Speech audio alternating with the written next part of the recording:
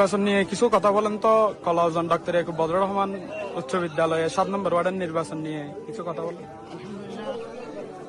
আমাদের প্রত্যেক স্তরে যারা ভোটার আছেন স্বতঃস্ফূর্তভাবে সেই সকাল 7:30 থেকে ভোট শুরু হয়েছে। প্রত্যেকে আসতেছেন, ভোট দিয়ে যাচ্ছেন। আমাদের দাড়িপাল্লার অবস্থা অনেক বেশি ভালো, গণহার দিচ্ছেন। এখন ভোটার বিভাগ আলহামদুলিল্লাহ প্রত্যেকে একটা সর্বোচ্চ আন্তরিকতা থেকে আপনারা যদি দোয়া করেন, আপনারা যদি বাকি সময়গুলো যদি আর একটু সহযোগিতা করেন, ইনশাল্লাহ আমরা বিপুল ভোটে জয় হব।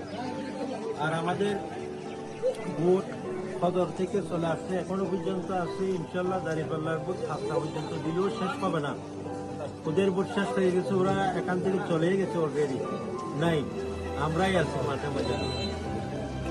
এই দোয়া করবেন যেন আমরা বিপুল ভোটে 7 নম্বর ওয়ার্ডে বিজয় করতে পারি।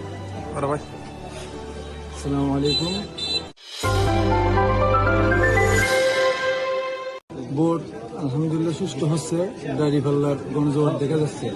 কিন্তু আমরা একটা উদ্বেগের সাথে জানাচ্ছি, গতকাল থেকেই বিএনপি প্রার্থী প্রশাসনকে প্রভাবিত করার চেষ্টা করছে, বিভিন্ন মহলে তদবির করছে এবং জনগণকেও খুব বেশি অপপ্রচার চালাচ্ছে এবং প্রভাবিত করার চেষ্টা করছে।